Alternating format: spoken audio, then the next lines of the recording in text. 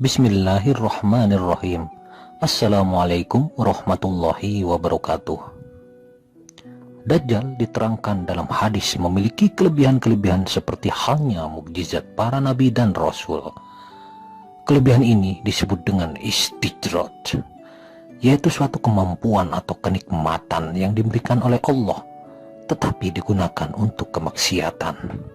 Dajjal sanggup menghidupkan orang mati yang ia bunuh, menyembuhkan orang buta, orang sakit lepra, dan akan menghidupkan orang mati, memunculkan kesuburan, membawa sungai, surga dan neraka, memerintahkan langit untuk hujan, maka turunlah hujan, memerintahkan bumi untuk menumbuhkan, maka tumbuhlah tanaman-tanaman. Dia dapat melihat dan mendengar di banyak tempat pada waktu bersamaan, dan dia mempunyai keahlian untuk menipu manusia. Tidak diketahui kapan turunnya Dajjal, lantaran turunnya Dajjal ada kaitannya dengan hari kiamat. Sedang hari kiamat sendiri tidak ada yang mengetahui kapan terjadinya, melainkan Allah Subhanahu wa Ta'ala. Yang jelas, munculnya Dajjal adalah merupakan tanda-tanda sangat dekatnya hari kiamat. Dajjal muncul di perbatasan antara wilayah Syam dan Irak. Dari Nawas bin Sam'an berkata, Rasulullah SAW menuturkan tentang Dajjal, sesungguhnya ia muncul di daerah perbatasan antara Syam dan Irak, sehingga berbuat kerusakan di kanan dan di kiri. Hadis riwayat Muslim. Dajjal akan masuk pada setiap negeri dengan membawa fitnahnya, termasuk negeri kita ini, kecuali Mekah dan Madinah, lantaran semua jalan yang menuju di sana dijaga malaikat dengan berbaris. Rasulullah SAW bersabda, tidak ada satu negeri pun melainkan semua diinjak oleh Dajjal, kecuali Mekah dan Madinah.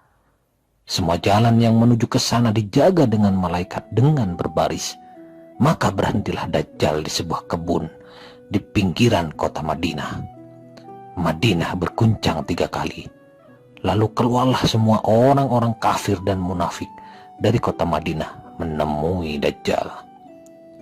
Hadis riwayat Al-Bukhari dan Muslim.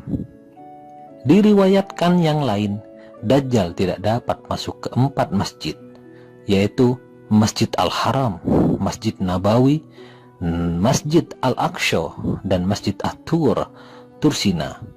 Syahih, hadis riwayat Ahmad Asy-Syahihah. Masjidil Haram adalah sebuah masjid di kota Mekah yang dipandang sebagai tempat tersuci bagi umat Islam. Masjid ini juga merupakan tujuan utama dalam ibadah haji. Masjid ini dibangun mengelilingi Ka'bah yang menjadi arah kiblat bagi umat Islam dalam mengerjakan ibadah sholat. Masjid ini juga merupakan masjid terbesar di dunia. Masjidil Haram sesuai namanya juga merupakan masjid yang memang diharamkan dimasuki oleh kaum kafir dan Yahudi. Masjid Nabawi adalah masjid kedua yang dibangun oleh Rasulullah SAW setelah Masjid Quba yang didirikan dalam perjalanan hijrah beliau dari Mekah ke Madinah. Masjid Al-Aqsa yang berarti harfiah masjid terjauh adalah salah satu tempat suci agama Islam. Masjid Al-Aqsa secara luas dianggap sebagai tempat suci ketiga oleh umat Islam.